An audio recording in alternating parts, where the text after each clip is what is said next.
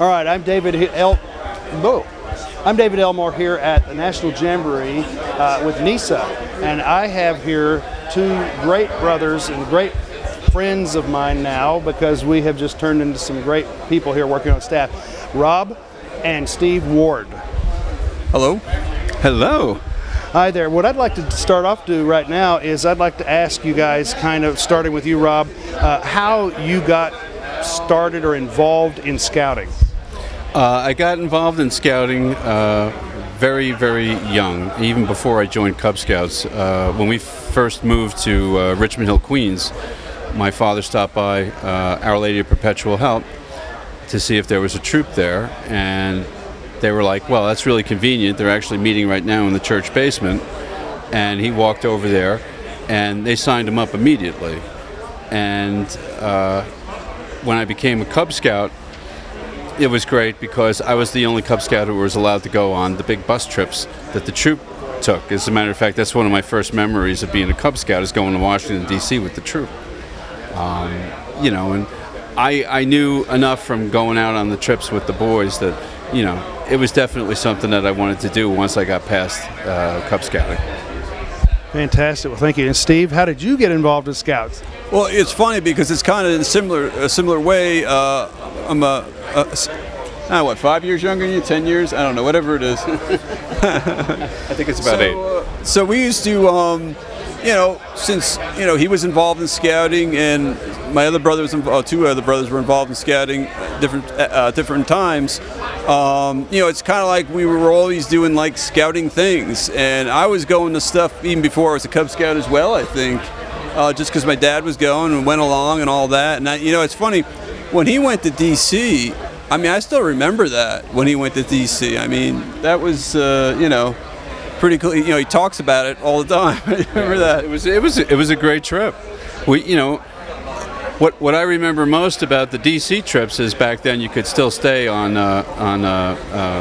military bases. And we used to all cram into a big bus. And it wasn't a school bus, it was a big charter bus, and we would go and hang out. We actually got to eat breakfast and dinner with the troops of whatever base we were at. It was, and it was just great. And no matter where we went in D.C., we were always in full uniform. We were always, sworn to behave ourselves, but we always had a great time, and, people generally were happy to see us. Yeah, so when I got into Cub Scouts, I think at that time my father was the pack master, or what's the Cub Master? Cub Master. Thank you. I'm still catching up, and he kind of stuck with me as I went through the ranks. My brother Andy, just older than me, was involved in Cub Scouts as well, and it just kind of went from there. And then next thing I know, I'm in Boy Scouts, and my father's the Scoutmaster, which is a good thing in a way. And as alluded to, we were talking earlier, I think for me and my dad, our bonding experience was at Philmont. And people talk about Philmont all the time, but just like the Jamboree here, it's a bonding experience because you're going through, you're finding your way, and you're finding your way together. And, and I think that's what, if you think about it, that's what scouting's all about, is finding your way together. So, it's very exciting, and I became an Eagle Scout, and yes, my dad did pressure me a little bit, even though he'll say he didn't, but he did. That's fantastic, and that's actually kind of a little bit of a kinship that I have with you guys, because I have two brothers, and they were also in Boy Scouts, and our dad was a Scoutmaster at one point in time, and so we had the same kind of competition amongst brothers, as well as the dad and mom pressuring us to be Eagles. It was funny because I didn't really realize this until we were just doing the presentation before, but each of us have had our father as a Scoutmaster. And I sort of alluded to it when we were up there doing the presentation. For me, it was a definite benefit. It was a little bit of a hardship, but always had to be just a little bit better than everybody else, because the spotlight was always on you. Even if you didn't have a position of responsibility within the troop, you were still the Scoutmaster's son. So you got an extra dose of everything. Especially on the drive home, right? Especially on the drive home, yeah. And especially if you're the oldest. Oh yeah, being the eldest doesn't help in that regard. I know. But it's interesting, having a father as a scoutmaster, and it's not something you had to do it better. But there are certain expectations, I think, about setting the example, and there's no harm in that, right? So there, if my father put the sign up for us to quiet down, I got to get my hand up there first, because you don't want to be off talking to someone. You want to set the example, and I think that's probably what it was most about. I mean, with that. And I think when you're talking to Ed and Tim later, if you ask that question to Tim, what was it like being the Scoutmaster's son? He's going to give you a similar reaction, because I know there were a number of outings where I felt he really wasn't behaving as a Scoutmaster's son should, and said, do you understand how much of an effect that has on the youth around you when they see the Scoutmaster's son getting away with something, and they think that they can get away with it too. So I said, he didn't understand it at the time. I think he understands it a little better now. It's like, you definitely have to, step up your game when you're the Scoutmaster's son. Absolutely. Well, thank you. I do want to drive on to the next question too, which is, so tell us a little bit about your trail to becoming an Eagle Scout. My trail to becoming an Eagle. I started out in Troop 105 in Queens, New York, also Pack 105 before that. We had a phenomenal group of assistant scoutmasters, some of whom I still communicate with when time allows. These guys were totally all about the boys. Most of them had boys in the unit. We used to do 2 weeks at summer camp, not just one. And I still remember my first summer camp experience, because I was thrilled when I came back with 7 merit badges, because we were there for 2 weeks. But we were in a troop where there was an expectation of all the boys who came in that they were going to be first class the first year. So the patrol leaders were focused on that because the adults were focused on that. That really made a huge difference to me, because by the time we moved up to Nanuet, New York, when I was 13 years old, I was already a Life Scout. And that's when things kind of went a little sideways for me, because the troop that I joined when we got up to Nanuet, good bunch of people, but not the same sort of focus on advancement. And, I remember thinking to myself, this is going to be kind of difficult. They hadn't had an Eagle come out of the troop in a long, long time. I was the first one, I think, in over a decade. There just wasn't that kind of focus amongst the leadership. So that showed me an awful lot about the differences between units. And like I alluded to when we were doing the presentation, if it wasn't for Tim, I never would have gotten back involved in the program. So much of what I've enjoyed success-wise within the program, and I think the influence that I've been able to have on the youngers, is all because of Tim. If he hadn't decided to become a Cub Scout, none of this would be happening. Wow, and you, Steve? Yeah, well, I mean, just like we discussed earlier, so I started as a Cub Scout, did Webelos, and then I started in Troop 33. And at that time, I think my father was Scoutmaster probably the first year I was in it. I mean, I think he moved with me into scouting, if I remember correctly. And yeah, I mean, it was, again, my father has a focus on expectations of advancement. Not just me, I'm just of all the scouts.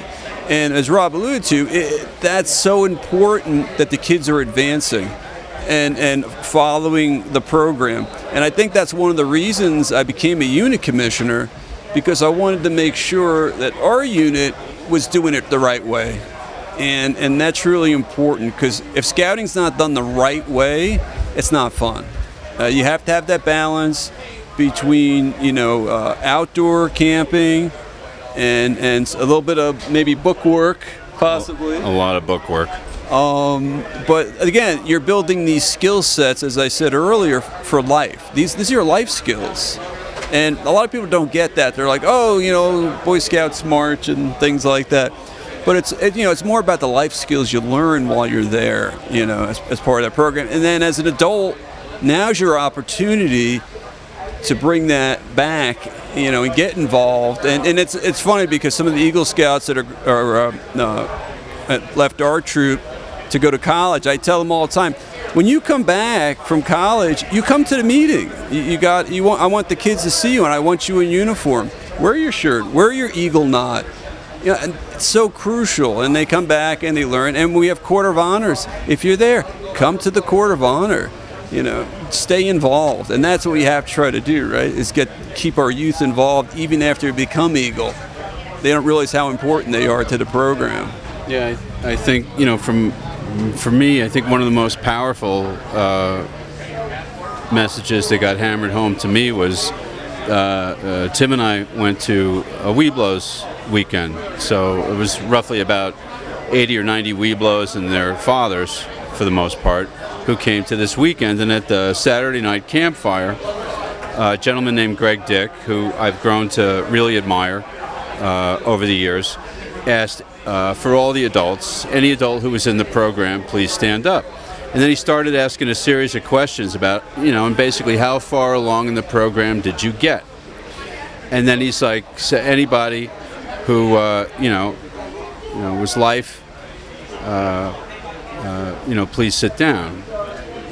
And he's like, the gentlemen who are left standing are Eagle Scouts. Let's give them a round of applause. And I happen to look around, and it's just me and another adult who are standing up. The message that I got from that whole experience is very much as they explain to youth when they complete their Eagle Court of Honor, you're a marked man. I can honestly say I've had moments in my life where I haven't acted very scout-like. I'm not really proud of them for the most part. But, at the same point in time, getting back involved in the program really, knocked that home in my head. You're there to serve as an example, as a guidepost. As I said about my father when he was inducted in our local council's Eagle Hall of Fame, he's the trailblazer. He set a trail very, very difficult to follow. But at the same time, he's always had our back. He's always been encouraging.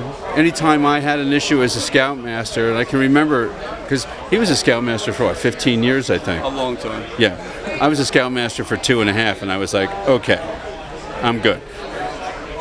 But he's always been very, very encouraging. He set the bar really high for myself and for Steve. And I hope I've managed to do the same thing for my son, Tim. And I hope somewhere down the road, Tim does the same thing. It's that encouragement. It's that instilling in a youth that, yes, this is something that you can do. You have to take the lead, but we have your back. We're going to be there for you. Absolutely. Well, I think we're about to go on with the new group, but our new person here. But I'd like to ask one final question to both of you: is do you have any last words of advice that you'd like to give to the young men out there that are becoming or want to be an Eagle, and then those that are Eagle? For the youth who want to become an Eagle, if you don't think it's important, you couldn't be more wrong. I won't say it's going to be the most important thing you do in your life, but it's really going to set the stage for the most important aspects of your life. And then the other little bit of advice I give to youth, whether they be an Eagle or whether they be on the road to Eagle, is don't think that Eagle rank is a destination, because it's not. It's just another step in the journey. Yeah. And I mean, two things for me is when you start out, open that book, see what the requirements are, and set a schedule for yourself, where you see yourself. And we talk about this in jobs all the time. Oh, what are your goals? Where do you see yourself in 5 years? That's what they should start thinking. Well, where do you see yourself in a year? What do you want to try to accomplish this year? And sometimes it's hard for a younger person to grasp. But when you plan that out, with the help of your other troop members and leaders, that sets that path. You gotta set that path. And each rank builds on the other one. It get a little bit more and more difficult as you go through it. And the other thing is, You have to have a strong mom. Well, see, now you're going to get me going too. Yeah. It's a big emphasis in every Eagle Court of Honor that I've ever been to. And, for the most part, my mom would be, just do what your dad said. At the same point in time, she too was always there for us.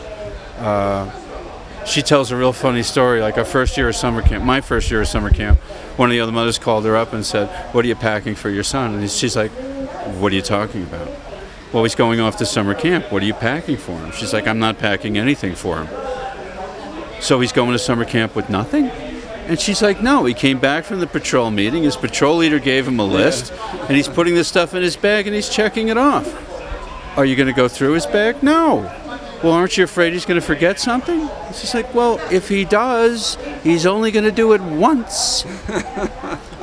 Which for the most part is true, but yeah, she's been a bedrock, within the family, whether it's having to do with scouting or whether it's having to do with us just as, as their children. She's been fantastic, and she's put up, all four of us that were in the program, two of us made Eagle, so she spent an awful lot of time alone and babysitting, and I remember that one summer where she didn't want to be alone, so we all went to summer camp.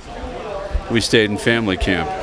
I'll never forget that experience. That was fantastic because we got woken up at 6 o'clock every morning from the camp across the lake. She's always been very supportive. She understands what the program is about.